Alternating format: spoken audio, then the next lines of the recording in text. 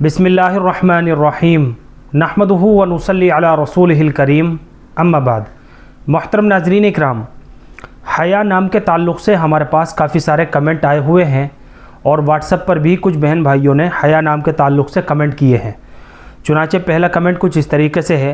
अस्सलामु अलैकुम मुफ्ती साहब, हया नाम रखना कैसा है लड़की का, प्लीज़ बता दीजिए।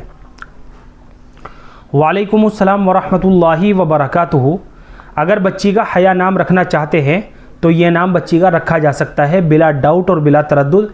इस नाम को रखने में शरअन किसी भी तरह की कोई कबाहत की बात नहीं है, कोई हरज की बात नहीं है।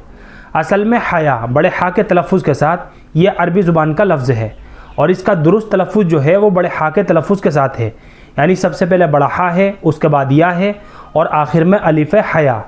ये इसका दुरुस्त और सही तलफ़ुज़ है। हया के माना आते हैं शर्म व हया, संजीदगी, वक़ार, और इसी तरीके से और भी इसके मानी आते हैं जैसे हिजाब, लिहाज और गैरतमंद। ये सारे के सारे माना जो है ना, ये सब हया नाम के माना हैं। लिहाजा अगर इसके माना के ऊपर हम गौर करें तो बच्ची का नाम रखने के लिए इसके माना भी काफ़ी अच्छे हैं, काफ़ी खूबसूरत हैं। लिहाजा हम अपनी बच्ची का हया नाम रख सकते हैं। हया परवीन करके भी रख सकते हैं और हया खातून करके भी बच्ची का नाम रख सकते हैं। और इस नाम के साथ वालिद का नाम भी अगर लगाना चाहे तो हया के साथ वालिद का नाम भी लगाया जा सकता है और हया फ़ातिमा करके भी बच्ची का नाम रखा जा सकता है।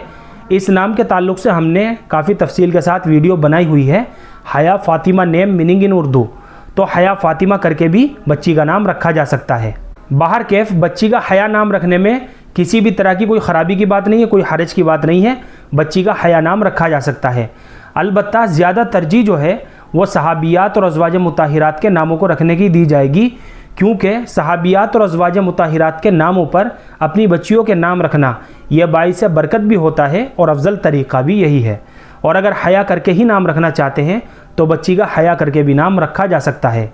तो ये मुख्तसर सी मालूमात थी जो मैंने आप हज़रात तक हया नाम के ताल्लुक़ से पहुँचाई है। उम्मीद करता हूँ कि आपको अच्छी तरह समझ में आ गया होगा। अल्लाह हम सबको सुन्नत व शरीयत पर पाबंद फरमाए। फ़क़त वल्लाहु आलम।